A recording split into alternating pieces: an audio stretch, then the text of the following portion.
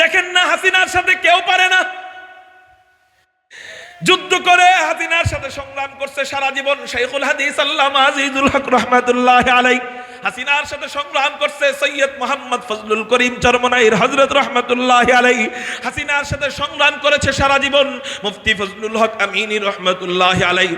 পরিশেষে হাসিনার সাথে সংগ্রাম করেছে, আন্দোলন করেছে, যুদ্ধ করেছে আল্লামা আহমদ শফি রাহমাতুল্লাহি আলাইহি, কায়েদে মিল্লাত জুনায়েদ বাবুনগরী রাহমাতুল্লাহি আলাইহি, আল্লামা নূর হোসেন কাসেমী রাহমাতুল্লাহি আলাইহি। কিন্তু হাসিনার সাথে বাহ্যিকভাবে যুদ্ধে কোনো আলেম বিজয় লাভ করতে পারে নাই, বরং আলেমদেরকে গরুর রশি পড়ায়া পড়ায়া জেলের মধ্যে নিয়ে তাদেরকে নাস্তানাবুদ করেছে, আলেমদেরকে টর্চার করেছে, আলেমদেরকে পিটিয়েছে।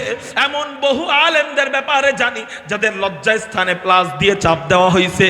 এমন বহু আলেমদের ব্যাপারে জানি যাদেরকে জীবিত অবস্থায় নখের মধ্যে প্লাস দিয়ে চাপ দিয়ে দিয়ে জিন্দা অবস্থায় বেহুশ করে না, হুশ থাকা অবস্থায় নখ চাপ দিয়ে দিয়ে প্লাস দিয়ে সেই তাজা নখগুলা উঠানো হয়েছে।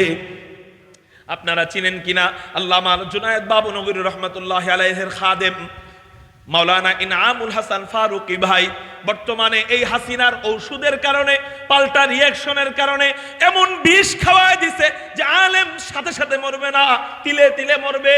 আল্লামা জুনায়েদ বাবুনগরী রাহমাতুল্লাহি আলাইহির খাদেমকে এমন বিষ খাওয়ায় দেওয়া হয়েছে যেই বিষের কারণে সে সাথে সাথে মারা যায় নাই, বরং বর্তমানে ক্যান্সার হয়ে ইন্ডিয়ায় ভর্তি আছে হাসপাতালে।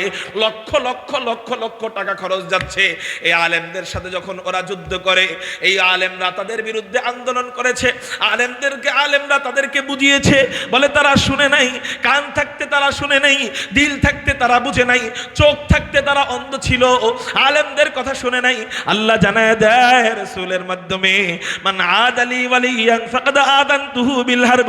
আমার বন্ধুদের সাথে যারা যুদ্ধ করে, আমার বন্ধুদের সাথে যারা দুশমনি করে, তাদের সাথে যুদ্ধ তো হেফাজত করলে চলবে না, খেলাফত করলে চলবে না, চরমনাই করলে চলবে না।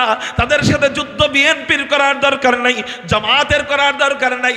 আমার বন্ধুর সাথে যারা যুদ্ধ করে তাদের সাথে তো আমি আল্লাহ নিজেই যুদ্ধ করি। আমি আল্লাহ যখন যুদ্ধ করি তখন কোনো আমসের দরকার নাই, তখন কোনো কেডারের দরকার নাই, তখন কোনো বড় বড় আলেমের আন্দোলনের দরকার নাই। আমি তো আল্লাহ ছোট দুইজন বাচ্চাকে দিয়া আবু জাহেলকে মারতে পারি, তা হাসিনারে মারার লেগে কি আমার এত কিছু লাগেনি? স্কুলের ছোট ছোট নাবালেগ শিশুর মাধ্যমে আল্লাহ এমন আন্দোলন ঘটায় দেয়, এক আন্দোলনে এক একটা আওয়ামী লীগ রে জুতা পিটা কইরা কইরা কুত্তার মতো দেশ ছাড়া করছে। মেরে মোহতারাম ভাই, এই যে আপনাদের পোস্টার, এই পোস্টারের উপরে সর্বদা নাম থাকতো এক নাস্তিক মনা মানুষের, ২৫০০ এক টাউটার বাটপারের নাম সবসময় উপরে দিতে হইতো, না দিলে মাহফিল করতে দিত না। এক ডাকাতের নাম থাকতো সবসময় উপরে, ওই ডাকাত এখন কই? ওরে আমার পাইলে একটু চুমা দিতে মন চাইতেছে গালের মধ্যে জুতা দিয়া। ইসলামের দুশ্মন, নাম কি? নজরুল ইসলাম বাবু।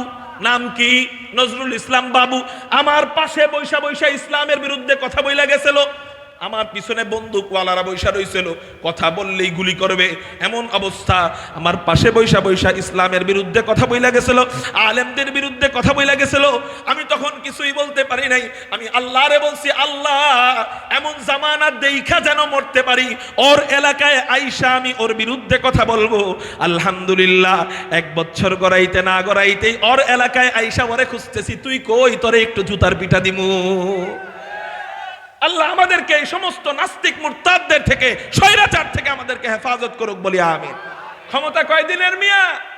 কুত্তায় তো থাকার মতো বাড়ির মালিকের জায়গা পায়, শিয়াল তো থাকার মতো গর্ত খুঁজে পায়, তগো অবস্থা এমন হয়েছে থাকার মতো কলা পাতাও খুঁজে পাস নাই, তগো কলা পাতাও জায়গা হয় নাই। কোন রকম শুইছিলি বিচারপতি শামসুদ্দিন মানিক চোরা, কোন রকম শুইছিল কলা পাতায়, এরপরে ধরা খেয়ে গেছে, হ্যাঁ, এরপরে জেলে চলে গেছে। আপনারা চিনেন দরেবেশ সালমান এফ রহমান, চিনেননি? নৌকা একটা ভাড়া করছিল শুনছি 25 লক্ষ টাকা দিয়া। কয় লাখ টাকা? ইকো দেন আরেকটু, হালকা 25 লাখ টাকা দিয়া নৌকা ভাড়া করছে। ভাড়া করার শুরুতে নৌকার মাঝি বলল, মাঝিরে কইতেছে, কয় ভাই আমার টয়লেটে চাপ দিচ্ছে। নৌকার মাঝি কয়, আপনি যদি এখন টয়লেটে যান তাহলে গোয়েন্দা বাহিনী কিন্তু ঘুরতেছে, আপনারা কিন্তু জেলে নিয়ে যাবে। তাহলে কি করতাম? কয় মাঝ নদীতে নৌকা নিয়ে যাই, এরপরে আপনারে টয়লেট করাবো। মাঝ নদীতে নিয়ে গেছে, এমন মুহূর্তে গোয়েন্দা বাহিনী খবর পেয়ে গেছে, নৌকা গ্রেফতার করে ফেলছে। এরপরে যখন ওই হাসানুল হক ইনুরে নিয়ে নামতেছে, ইনু কয় সারা জীবন চুরি করলাম একসাথে, জেলখানায় থাকুম আলাদা, এটা তো হয় না। আলমার উমা আমান আহাব্বা, যার সাথে যার মহাব্বত তার সাথে তার কেয়ামত। আমি একলা গুতা খামুকে, আমার বাইরে নিয়ে গুতা খাই। এই তাহলে আমারে গ্রেফতার করতেছেন কে? নৌকার সামনে বসা এটা কে? কয় কে? মাঝি। না মাঝি না, সেতে সালমান এফ রহমান। কি রহমান? আমরা নাকি ধর্ম ব্যবসায়ী। ধর্ম ব্যবসায়ী কারা? ধর্মের জন্য ভোট পাওয়ার জন্য দাড়ি রাখছো, যখন জাতাকলে পড়ে গেছো, ফাটা বাসের চিপায় পড়ে গেছো, তখন দাড়ি চাইছে ফেলছো। ধর্ম ব্যবসায়ী আওয়ামী লীগরা 1 নম্বর ধর্ম ব্যবসায়ী, ঠিক না বে ঠিক? সালমান এফ রহমান রে প্রথমে চিনে নেই, পরে আরে নান্নু মিয়া তুমি বসা? হ্যাঁ আমি বসা। কলার ধইরা যখন টান দিছে, বেচারার পেটে কি ছিল? টয়লেটের চাপ ছিল, এখনো টয়লেট করতে পারছে। কলার ধরে টান দিছে তো নতুন লুঙ্গিতে কাজ সেরে দিছে। এটা দেখে পোলাপান ফেসবুকে অনেক ধরনের পোস্ট দিছে, কিন্তু আমি ভাবছি অন্যটা। আমি কি ভাবছি জানেন? আলা রাসূলুল্লাহ সাল্লাল্লাহু আলাইহি ওয়াসাল্লাম মান আদালি ওয়ালিয়ান ফাকাদ আযানতুহু বিল হারব। নবীজি জানায় দেয়, আল্লাহ নবীজিকে বলেছেন, যে ব্যক্তি আল্লাহ ওয়ালাদের সাথে দুশমনি করবে, আল্লাহর বন্ধুর সাথে দুশমনি করবে, তাদের সাথে নাকি যুদ্ধ আল্লাহ করে। তো আল্লাহ যাদের সাথে যুদ্ধ করে, তাদের জন্য জমিন এতই সংকীর্ণ হয়ে যায় যে তারা জমিনে টয়লেট করার মতো 1 বিঘত জায়গা পায় না। এটা আল্লাহর যুদ্ধ। কার যুদ্ধ? এটা আল্লামা আহমদ শফি রহমাতুল্লাহি আলাইহির বদদুয়া, এটা কায়েদে মিল্লাত জুনায়েদ বাবনগরীর বদদুয়া, এটা সৈয়দ মোহাম্মদ ফজলুল করিম রহমাতুল্লাহি আলাইহির বদদুয়া, এটা ফজলুল করিম আমিনী রহমাতুল্লাহি আলাইহির বদদুয়া, এটা খতিব উবাইদুল হক রহমাতুল্লাহি আলাইহির বদদুয়া, এটা আল্লামা নূর হোসেন কাসেমী রহমাতুল্লাহি আলাইহির বদদুয়া, এটা বীর মুজাহিদ বাংলার শাহজালাল, কত আল্লাহ ওয়ালাদের বদদুয়া। এই বদদুয়া যার গায়ে লাইগা যাবে, আল্লাহ এদেরকে ছাড় দিবে, মাগার ছেড়ে দিবে না। আল্লাহ এদেরকে ছাড় দিবে, মাগার ছেড়ে দিবে না। এই জন্য বলি ভাই, কোন বলির বিরুদ্ধে কখনো দুশমনি করবেন না। কোন বলির নজরিয়া যদি আপনার বুঝে না আসে, আপনি চুপ থাকবেন। কিন্তু কোন আল্লাহ ওয়ালার বিরোধিতা কইরা তার সাথে যুদ্ধ লিপ্ত হয়া আল্লাহর সাথে যুদ্ধ করা যাবে। আল্লাহ আমাদেরকে বুঝার তৌফিক দান করুক, বলি আমিন।